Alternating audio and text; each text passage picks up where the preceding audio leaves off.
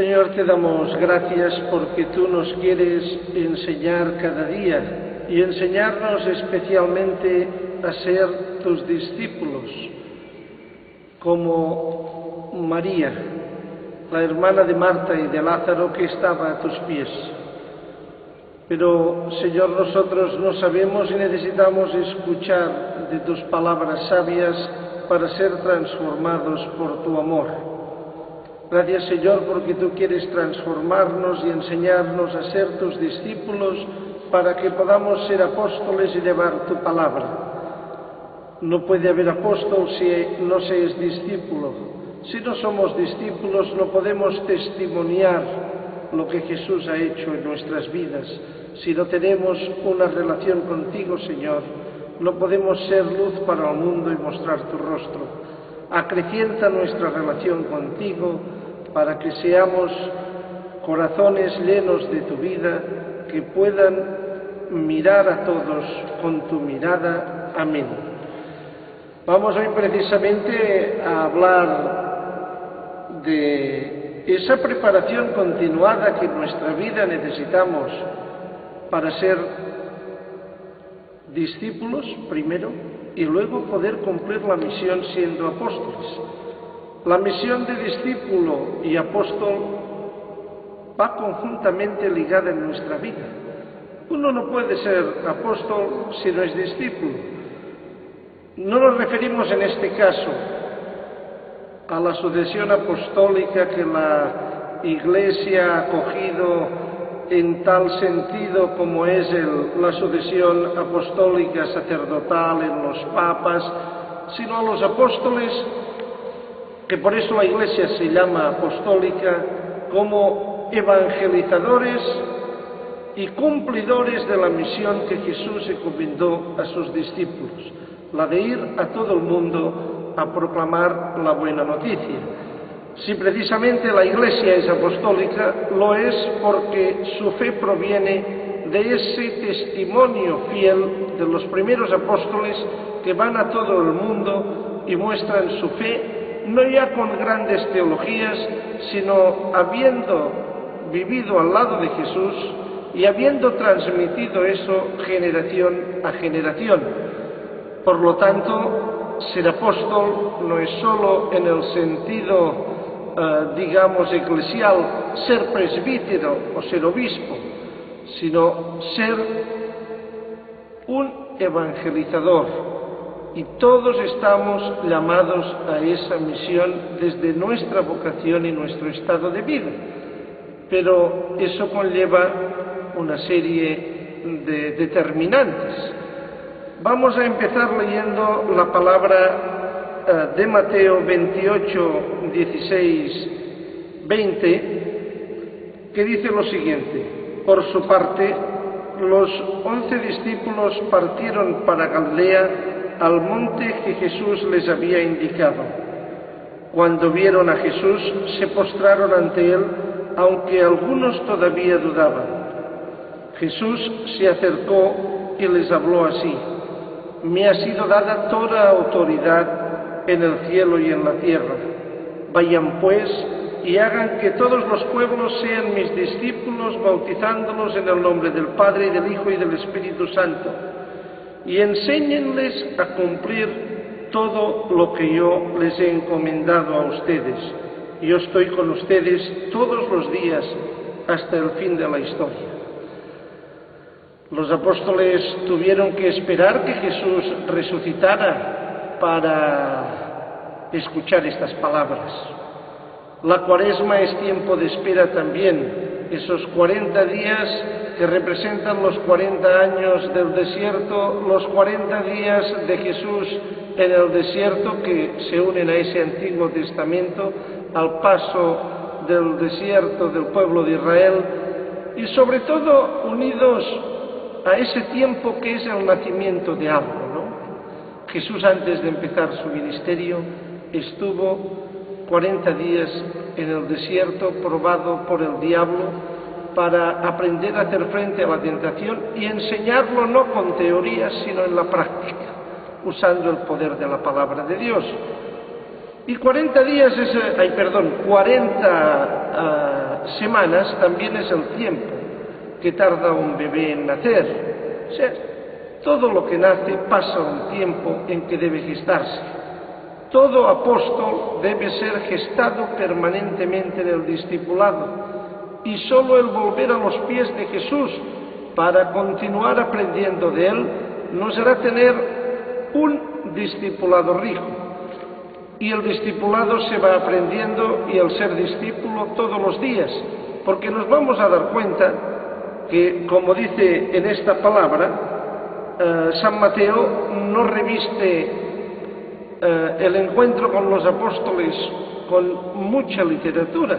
Sencillamente Jesús se presenta y dice que algunos dudaban, pero que no eran sus apóstoles en aquel momento, que ya eran constituidos como tales, enviados a todo el mundo. No eran esos discípulos que habían estado con él, sino algunos que días antes dudaban porque Jesús se había aparecido en medio de ellos. Los 11 ya van allá a donde Jesús les había indicado, hacen caso de su maestro. Lo primero es eso. Y luego, al ir allá, va el Señor y les da las instrucciones. La montaña es un lugar de encuentro con Dios. Y normalmente el Señor, para darnos las instrucciones, nos pedirá, como a los apóstoles, que vayamos a nuestra particular montaña. Cuaresma es tiempo de desierto. También el desierto es un lugar, como la montaña, apartado, que nos permite orar y escuchar, vaciarnos de nosotros mismos. Solo en la medida que seamos discípulos podremos, por tanto, evangelizar. Los colegios, las universidades, para entrar tienen sus normas. Si no tienes unos conocimientos, si quieres ir a la universidad y no has superado las pruebas anteriores del bachillerato, no puedes entrar en la universidad. También las familias viven de determinadas formas. Los países tienen constituciones distintas. Jesús también pone unas condiciones, si nos fijamos en el Evangelio, para ser admitidos como discípulos y para Él convertirse en nuestro Maestro. Dice: yo ya voy a misa, yo ya cumplo con toda la ley, y yo ya tengo por Maestro a Jesús. No, eso es hacer una serie de cosas. El que frega platos no sabe fabricar un plato. El que lleva un coche no sabe fabricar un coche. No por ir a la Eucaristía, no por rezar oraciones habladas, uno se convierte en discípulo de Jesús. Que es muy bueno ir a la Eucaristía y se debe ir, sí, pero se debe ir después de haber vivido durante el día una relación intensa con Jesús en todos los ámbitos. Por lo tanto, esos requisitos no son requisitos como la universidad, que dice: una vez los he cumplido ya soy discípulo y me dan un carnet. No. Esos requisitos que Jesús nos pone son requisitos que debemos cumplir todos los días con nuestras actitudes acordes con el Evangelio. Y nos vamos a dar cuenta que esas actitudes van a durar toda la vida para conseguir aquello que Mateo señala en el versículo 48 del capítulo 5. Por su parte, sean ustedes perfectos, como es perfecto el Padre de ustedes que está en el cielo. Ese es el objetivo. Solo Dios es perfecto, pero Él quiere que seamos como Él. Y eso solo podemos aprenderlo a los pies del resucitado, que ha dicho que estaría con nosotros todos los días de nuestra vida. Si no cumplimos los 4 requisitos que Jesús nos pone en la vida ordinaria, no seremos admitidos como discípulos en la comunidad de Jesús y no podremos ser auténticos apóstoles. Quizás muchas veces el apostolado que realizamos de manera voluntariosa, de manera esforzada, con muchas técnicas, fracasa porque no está cimentado en Jesucristo, que es quien debe realizar ese apostolado. Nosotros somos sus instrumentos y debemos testimoniar a ese Jesús que ya hemos vivido antes de llevarlo a los demás. El predicador del Papa, el padre Raniero Cantalamessa, decía en la segunda meditación de Cuaresma al Papa y a la Curia Romana, hablando del amor de Dios, precisamente eso, que el amor de Dios no consiste en que nosotros hagamos muchas cosas por Dios, sino que Dios las hace por nosotros, que Dios nos ama profundamente y debemos dejarnos amar por Él. Solo si nos dejamos amar y tenemos esa experiencia del amor, podremos llevar ese amor a los demás y entonces la evangelización dará fruto. Pero si no tenemos la experiencia de un encuentro personal con el Señor y crecemos en Él día a día, si solo es un encuentro pasional de un momento, eso no va a funcionar. Debe regarse el amor en la relación diaria con el Señor, no en una experiencia vivida milagrosamente y luego me olvido del milagro, sino que cualquier experiencia en el Señor debe continuar en nuestra vida, agrandando el espacio para Dios y vaciándonos de nosotros mismos. Vamos, por lo tanto, a empezar por las primeras de las condiciones que Jesús nos pone. La primera sería tener un solo maestro. En la escuela o en la universidad hay varios maestros, el de inglés, el de historia, el de sociales, el de física, el de educación física y deportes, el de manualidades. También en la sociedad, en nuestro mundo, hay muchos maestros. Los entendidos en la moda, los entendidos en asuntos económicos que nos quieren hacer creer mil cosas, los entendidos en sexualidad y en género. ¿Cuántos maestros hay? Jesucristo nos exige que le tengamos a Él como el único maestro. No comparte cátedra con nadie, ni con Buda, ni con Freud, ni con ningún otro. Jesucristo quiere ser nuestro único maestro y es la condición que nos pone. Su doctrina es tanto antagónica con el capitalismo como con el marxismo.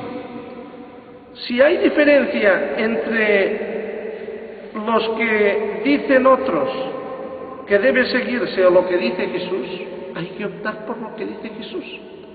Y si no lo hacemos, ya no estamos cumpliendo una de las condiciones. Luego Jesús no es nuestro maestro. No es que luego rezo vísperas y voy a misa. No, pero esa misa y esas vísperas se ponen en práctica cuando tú realizas una acción en tu vida cotidiana donde, como le dijo Dios a Moisés, ante ti pongo la vida y la muerte. Tú eliges, y nuestra elección es haber estado a los pies del Maestro para luego poner en práctica lo que nos enseñó y cumplir lo que dice, no escuchar otras voces. Jesús es un Maestro exclusivo y excluyente.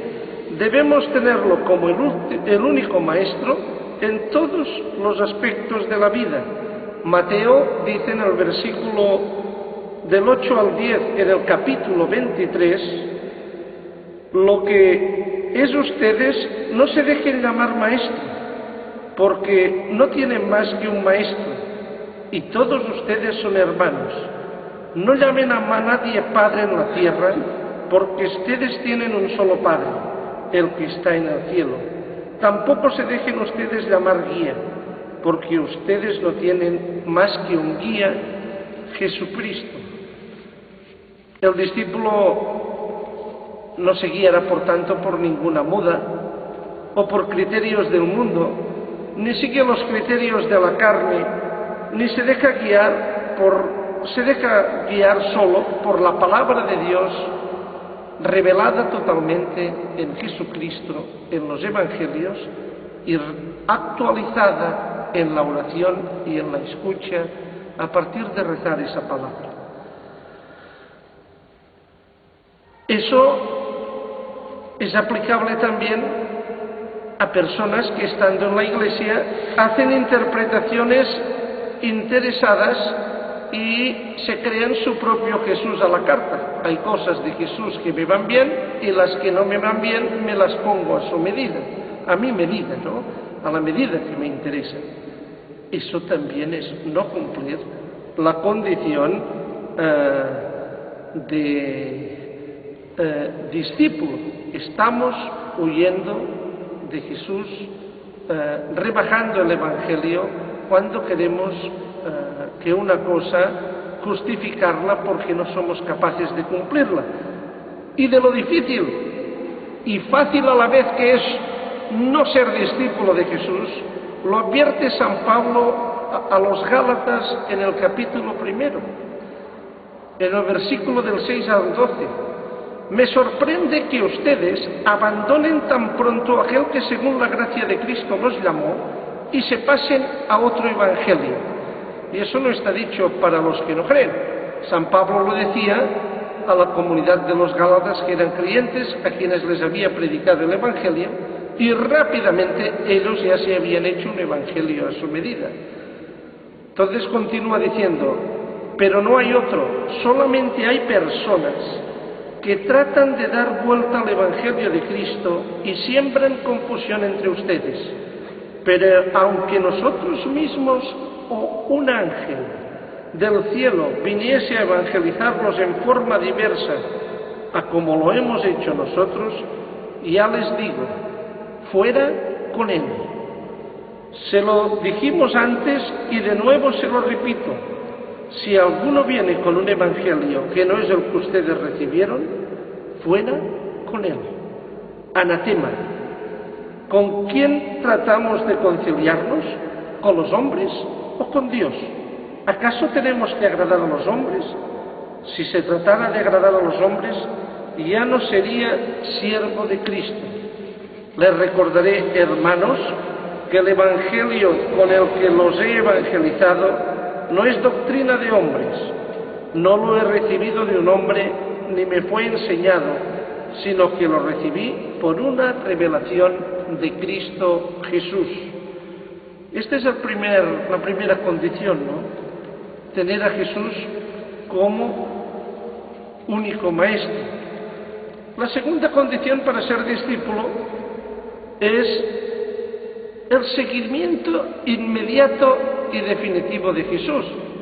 Igual que los Gálatas empiezan a seguir a Jesús, pero inmediatamente ya salen del Evangelio, toman otros maestros, pero a veces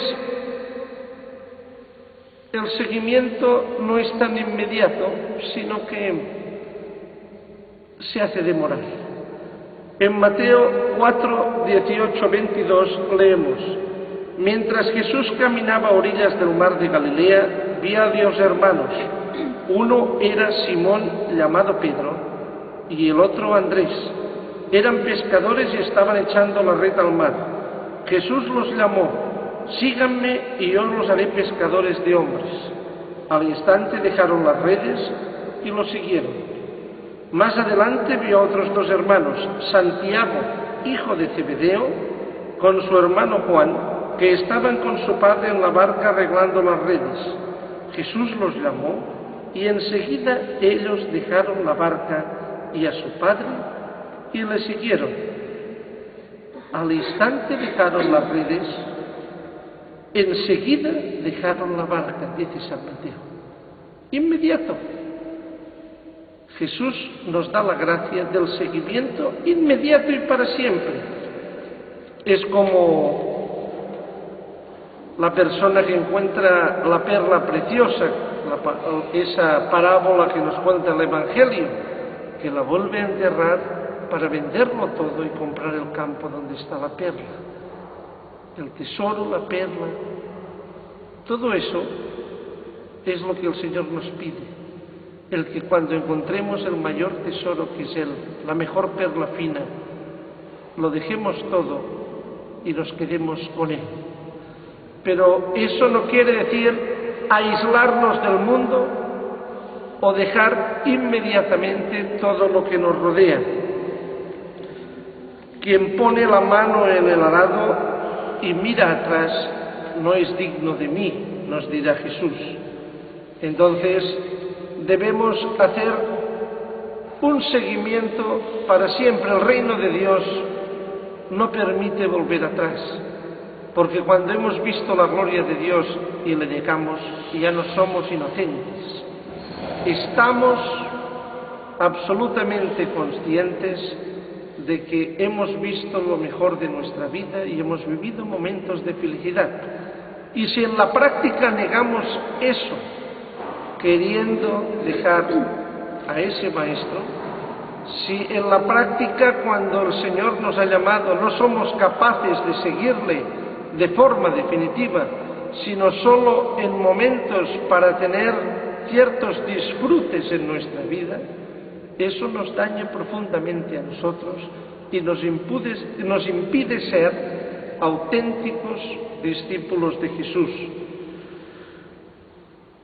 Luego viene la tercera característica, que es renunciar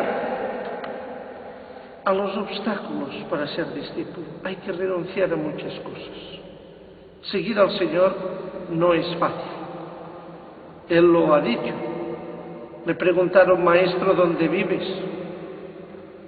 Las zorras tienen madriguera, pero el Hijo del Hombre no tiene donde reposar su cabeza. A otro le dijo: ¿dónde vives? Ven y lo verás. Y inmediatamente lo siguieron, sin saber dónde vivía,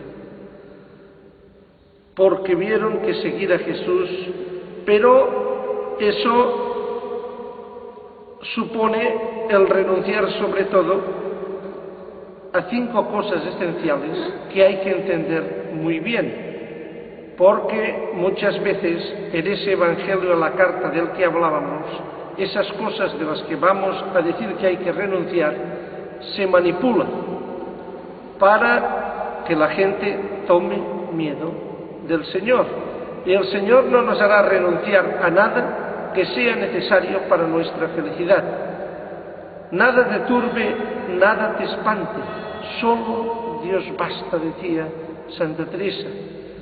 Pero cuando el Señor nos hace renunciar a cosas, son cosas que vienen del espíritu del mundo y que nunca nos harán ser felices, sino que nos esclavizarán.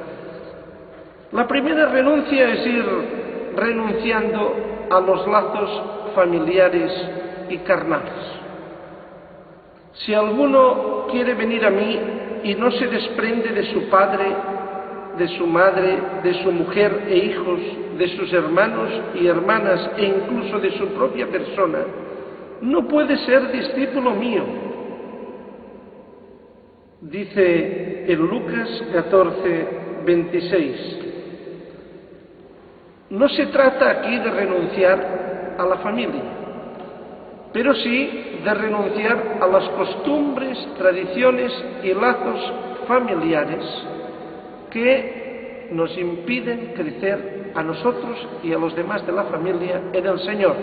Por ejemplo, un hombre que se convierte y cambia todas las costumbres porque tiene una esposa que le gusta hacer muchas cosas y con lo que ha tenido una vida licenciosa, aun ser su esposa, una vida basada en la concupiscencia, haciendo cosas más basadas en la pornografía y en el placer que en el amor. Cuando un hombre así se convierte, es posible que la mujer le diga: mira, como ya no haces lo que me gusta y te interesa más Jesús, yo te voy a dejar. Eso puede pasar fácilmente. Pasa sin creer en Jesús,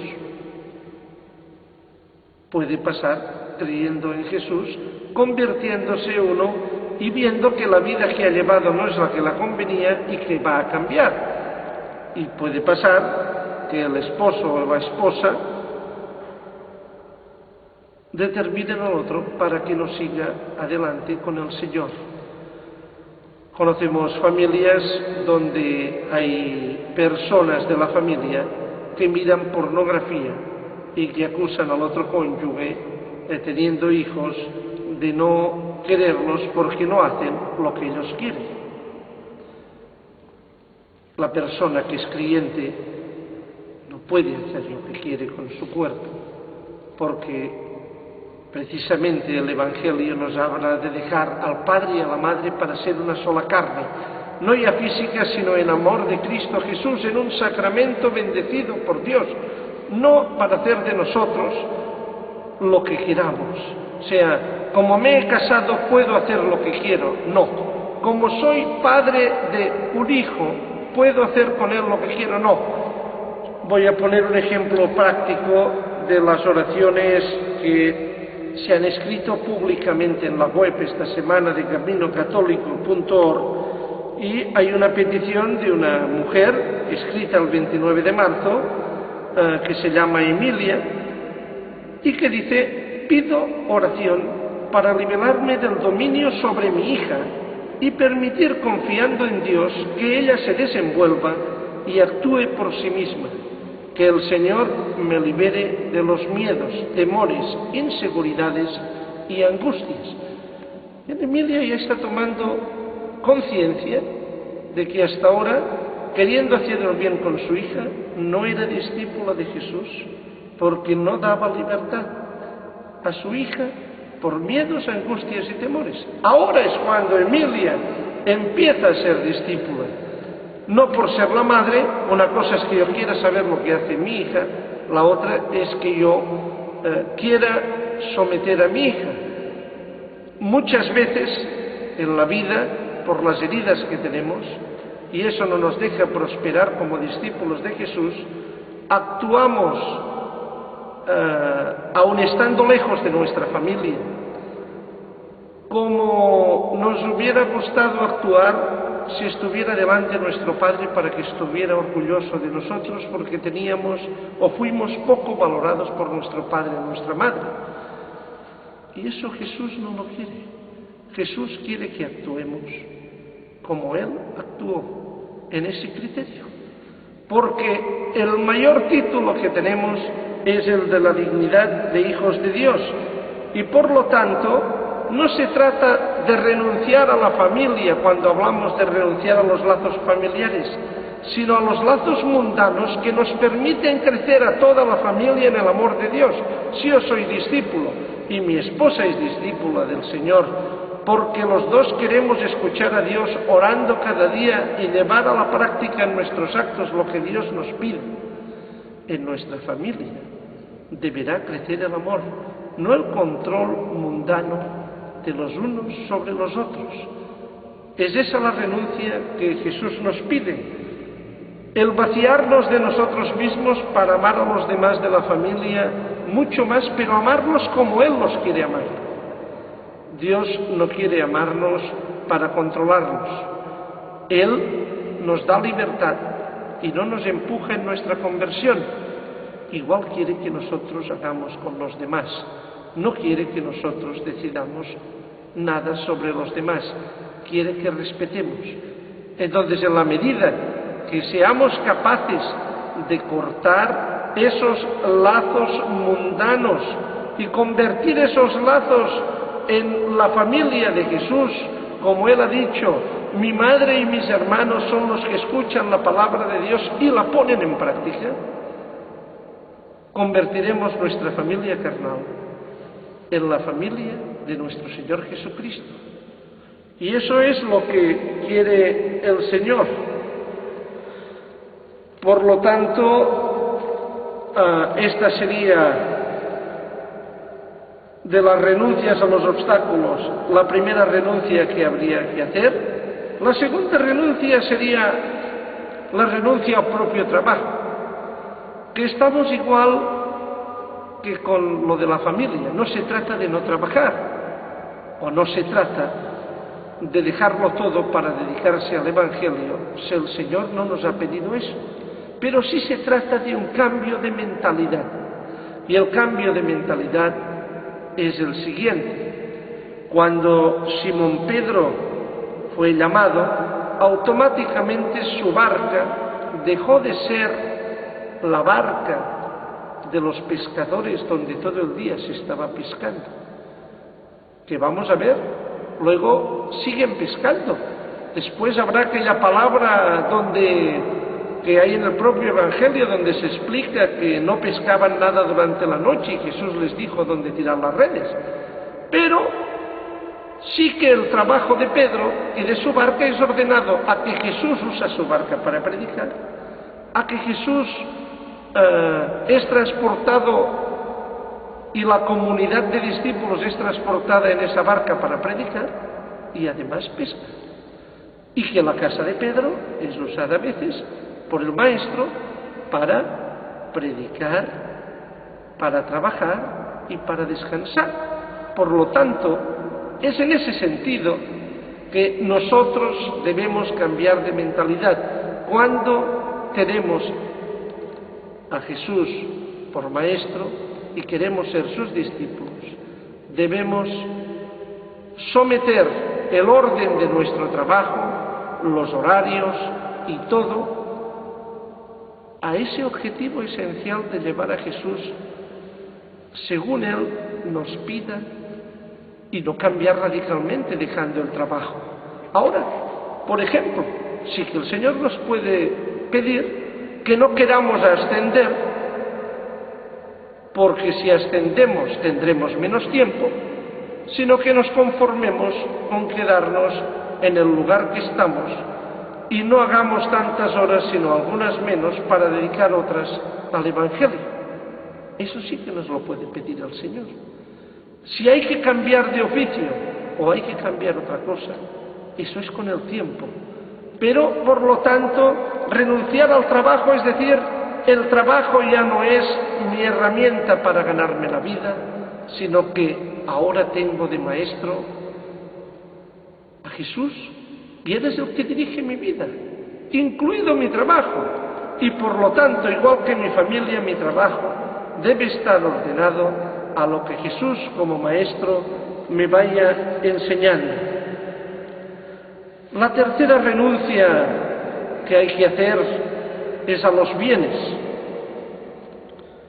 Dice Mateo 6, 19, 24: no junten tesoros y reservas aquí en la tierra, donde la polilla y el óxido hacen estragos y donde los ladrones rompen el muro y roban.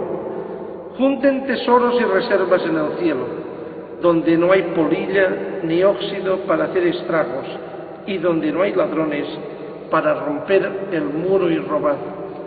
Pues donde está tu tesoro, allí está también tu corazón.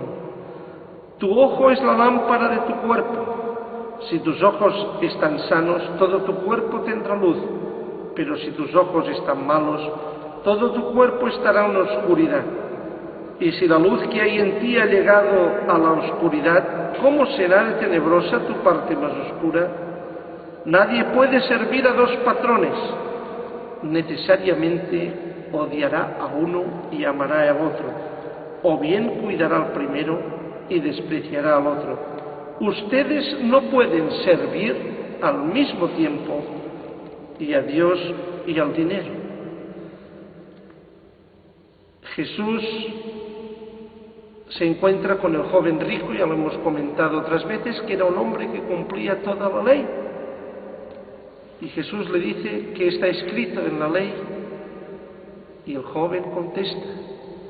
Y el rico, que le ha preguntado qué debo hacer para ganar la vida eterna, le dice esto.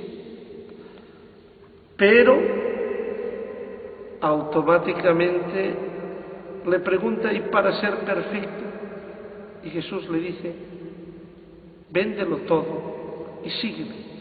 Y ahí ese joven, que era un joven bueno, que era un joven creyente, que cumplía toda la ley, no puede dejar el dinero para seguir a Jesús y fiarse de Él. Hubiera habido San Francisco de Asís o la Madre Teresa de Calcuta en nuestros días, hubieran existido, hubieran sentido la llamada de Dios, ¿Se hubieran sentido atraídos si Jesús no hubiera puesto esa condición? Seguramente no, porque ellos se fiaron del Señor. Francisco era de una familia bien. La Madre Teresa de Calcuta estaba en un convento donde estaba sentada. Sus hermanas de convento precisamente creen que se está equivocando porque se va a poner en un gran lío al salir del convento e irse a aquellas calles tan llenas de gente moribunda. Y en cambio la Madre Teresa tenía como su único maestro a Jesús y no tiene miedo ni de hacer el ridículo, pero no tiene miedo de que le falte nada. Se va con lo que vino al mundo. Por lo tanto, la renuncia a los bienes no quiere decir no trabajar y no tener dinero, sino ser generosos. No se trata de una pobreza como fruto de la injusticia y el pecado, que es la que hay en el mundo. Ser discípulo de Jesús se trata de una pobreza voluntaria, de una austeridad voluntaria, de querer compartir con los demás todo lo que a uno Dios le ha dado, que es no para mí, sino para los demás. Como Dios a mí me da, yo doy, porque Él me seguirá dando para que dé. Eso es lo que hicieron Francisco de Asís o la Madre Teresa de Calcuta o otros muchos santos. Algunos discípulos de Jesús directamente renunciaron explícitamente a sus bienes materiales. Por ejemplo, Mateo, Santiago, Juan, Zaqueo y Bernabé. Otros pusieron sus cosas a la entera disposición del Maestro, por ejemplo, la casa de Lázaro o los bienes de las mujeres. Jesús quiere que pongamos a su disposición todos los bienes. Dice en 1 de Timoteo 6, 17, 19, escribe San Pablo a Timoteo, exige, no dice predica, exige a los ricos que no sean arrogantes, ni confíen en las riquezas, que son siempre inseguras, que más bien confíen en Dios, que nos proporciona todo generosamente para que lo disfrutemos, que practiquen el bien, que se hagan ricos en buenas obras, que den de buen corazón, que sepan compartir. De esta forma amontonarán un capital sólido para el porvenir y conseguirán la vida verdadera. Hoy los ricos, que el señor Bill Gates, que tiene Microsoft, los dueños de las grandes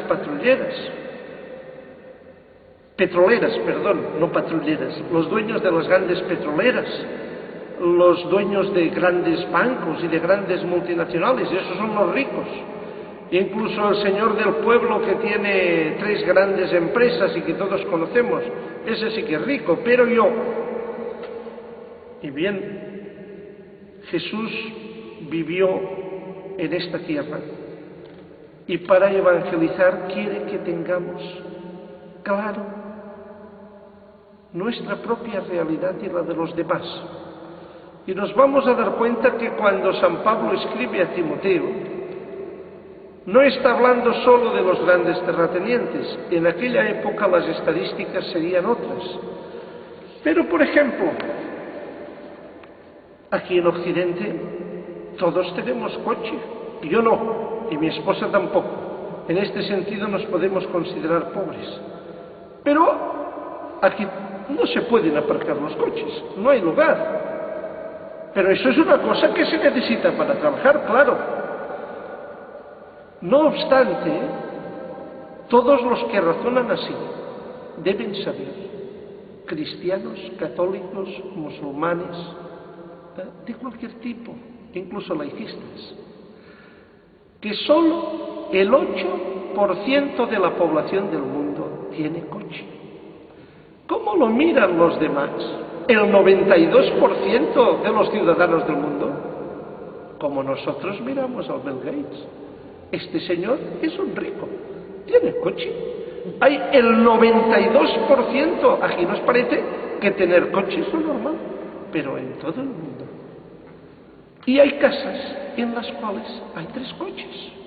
Y en lugar de dar gracias a Dios porque tenemos esas herramientas y compartir otras cosas, que no debe ser el coche, sino otras muchas cosas con los demás,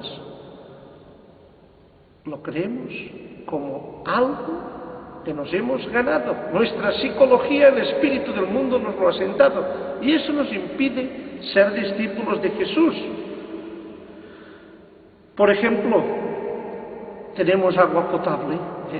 Aquí ahora hay mucha agua embotellada, pero en las ciudades, las plantas potabilizadoras que se han construido, hay 1.000 millones de personas que ni tan siquiera tienen agua limpia en el mundo. ¿Cómo nos mirarán? ¿Ves? Los ricos son esos que tienen millones. Esto también es ser rico. 800 millones de personas no han comido hoy. ¿Has comido tú? 300 millones de esas personas son niños. Cada 2 segundos, ya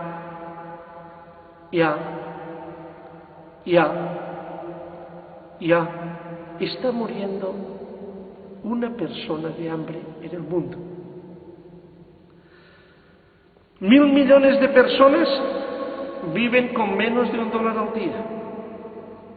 Eso son con menos de casi 100 pesetas, hablando en moneda española, ¿no? Mucho menos de €1. Según los expertos mundiales, para dar salud básica, agua y nutrición a quienes lo necesitan en el mundo, se necesitarían 20.000 millones de dólares. Eso es lo que los americanos consumen en helados en un año. Los norteamericanos, no América del Sur, sino América del Norte. Con los helados consumidos por esa América en un año, podríamos dar lo básico a todos los que están desamparados. La pregunta es, ¿podemos ser absolutamente ajenos a toda esa situación? ¿Podremos considerarnos pobres nosotros? ¿O somos muy ricos y tenemos mucho que compartir? Eso el Señor te lo pregunta a ti y a ti, a cada uno que está ahora reflexionando. Luego viene una cuarta renuncia en esa tercera condición para ser discípulo de Jesús, que es la renuncia a los honores del mundo. Si tú quieres seguir a Jesús, debes dar por perdido todo tu prestigio. Le han injuriado a Él, te injuriarán a ti. Me han perseguido a mí, les perseguirán a ustedes. Jesús, cuando habla de la providencia, cuando Pedro le dice, nosotros lo hemos dejado todo, ¿qué vamos a encontrar? Jesús le dice el 100 por 1 en casas, hermanos y hermanas, la vida eterna y persecuciones. Por lo tanto, si no renunciamos a tener los honores del mundo, no vamos a poder seguir a Jesús y ser sus discípulos. Heraclio, rey de Jerusalén, cuenta la historia, quiso entrar cargando la cruz de Jesús en la ciudad santa y no podía. Solo pudo, según cuenta la historia, cuando se despojó de todos sus ornamentos reales, de la corona y de los vestidos, y se puso unos zapatos y un vestido sencillo. Seguir los pasos de Jesús es ser capaces de llevar su cruz, pero llevarla además de forma sencilla, sin honores del mundo, sin querer sobresalir.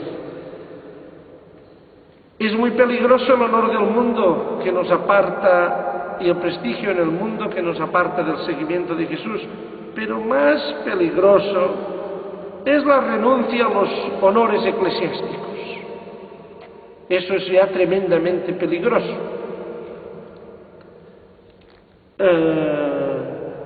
Títulos honoríficos en la Iglesia, ocupar lugares de presidencias de entidades y de cosas, y ejercer con superioridad en lugar de con actitud de servicio cualquier cosa que hagamos en el ámbito eclesial puede ser para nosotros mortal espiritualmente. Nos puede matar espiritualmente y dejarnos fuera de seguir a Jesús. Mateo lo advierte en el capítulo 6, en el versículo 1 al 8, poniéndolo en boca de Jesús. Guárdense de las buenas acciones hechas a la vista de todos, a fin de que todos las aprecien, pues en ese caso no les quedaría premio alguno que esperar de su Padre que está en el cielo. Cuando ayudes a un necesitado, no lo publiques al son de trompetas. No imites a los que dan espectáculo en las sinagogas y en las calles para que los hombres los alaben. Yo se lo digo, ellos han recibido ya su premio. Tú, cuando ayudes a un necesitado, ni siquiera tu mano izquierda debe saber lo que hace tu derecha.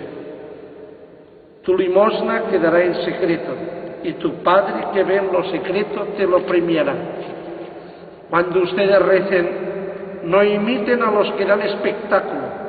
Les gusta orar de pie en las sinagogas y en las esquinas de las plazas para que la gente los vea.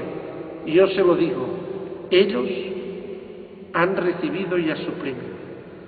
Pero tú, cuando reces, entra en tu pieza, cierra la puerta y ora a tu Padre que está allí a solas contigo, o tu Padre que ve en lo secreto te premiará. Cuando pidan a Dios, no imiten a los paganos con sus letanías interminables. Ellos creen que un bombardeo de palabras hará que se les oiga. No hagan como ellos, pues antes de que ustedes pidan, su Padre ya sabe lo que necesitan. Y como último requisito para seguir a Jesús y ser su discípulo y tenerlo como maestro, el cuarto es llevar la cruz. Lo dice Lucas en el versículo 27 del capítulo 14. El que no carga con su propia cruz para seguirme, luego no puede ser discípulo mío. En la antigüedad, llevar la cruz significaba estar condenado a muerte. Por tanto, en la mentalidad de Jesús, eso implica estar dispuesto a dar la vida, y no ya tanto la vida física como al morir a nosotros mismos, para que dé fruto el amor de Dios en nosotros, renunciar a todo lo que el mundo nos ofrece, para dejar que en nosotros el sufrimiento que pasemos sea regado por el amor de Dios a sus pies, para que eso dé fruto. Si el grano de trigo no muere, no puede dar fruto. Por lo tanto, no se trata tanto de una muerte martirial como estar dispuestos a dar la vida por amor para todos aquellos que el Señor va poniendo en nuestro camino, y perseverar en Él, llevando nuestros sufrimientos unidos a Jesús en su cruz, desde la enfermedad, desde la dificultad laboral, desde la dificultad familiar. En eso consiste llegar la cruz. Hemos dicho, por lo tanto, 4 condiciones para ser discípulo de Jesús y para tener a Jesús como maestro. Si no se cumplen esas condiciones, en nosotros cada día no somos discípulos de Jesús, ni Él nos estará enseñando. Una, tener un solo maestro, Jesucristo. 2, un seguimiento inmediato y definitivo de Jesucristo. 3, renunciar a los obstáculos que nos impiden el seguir a Jesús. Y 4, llevar la cruz. Para cumplir esto solo podemos hacerlo con tiempo de oración diario y con la escucha de la palabra de Dios y del mismo Señor en el silencio de la adoración y en la intimidad de nuestro corazón. Y termino con una palabra muy concreta, una palabra que está más abajo del tema de la cruz. Está también en el capítulo 14 de Lucas, donde Jesús ha dicho que hay que seguirlo llevando la cruz, y que es un aviso serio para todos. A veces esta palabra no se entiende, ¿no? Se entiende que nosotros tenemos grandes proyectos y sencillamente es aplicable a nuestra vida espiritual. Si ustedes no pueden cumplir estas 4 condiciones, no se líen a enfrentarse con el enemigo que los acecha por derecha e izquierda, porque van a perder la vida espiritual en el intento. Esfuércense en cumplir estas 4 condiciones de tener a Jesús como Maestro y poder ser sus discípulos, porque es entonces que Él librará la batalla. Y dice la palabra de Lucas: cuando uno de ustedes quiere construir una casa en el campo, ¿no comienza por sentarse y hacer las cuentas para ver si tendrá para terminarla? Porque si pone los cimientos y después no puede acabar la obra, todos los que lo vean se burlarán de él, diciendo: ese hombre comenzó a edificar y no fue capaz de terminar. Y cuando un rey parte a pelear contra otro rey, ¿no se sienta antes para pensarlo bien? ¿Podrá con sus 10.000 hombres hacer frente al otro que viene contra él con 20.000?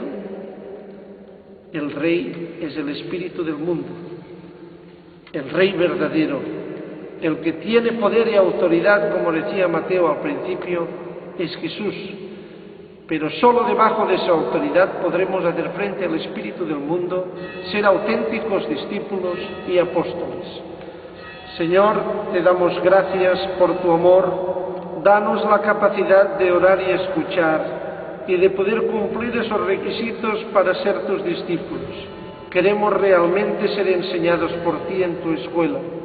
Quita de nuestro corazón todos los impedimentos, todas las voces acalladas que tantas veces hemos escuchado y hemos mandado callar en nosotros cuando tú nos has llamado, cuando has querido hacernos crecer y no hemos hecho caso de tu llamada.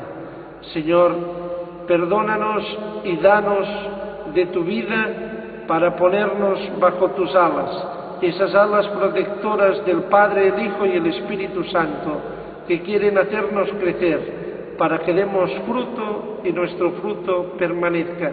Virgen María, tú que diste el mayor fruto para la salvación del mundo, a Jesucristo nuestro Señor, ora por nosotros, intercede ante el Padre, para que realmente podamos ser como tú, un discípulo amado de Jesús.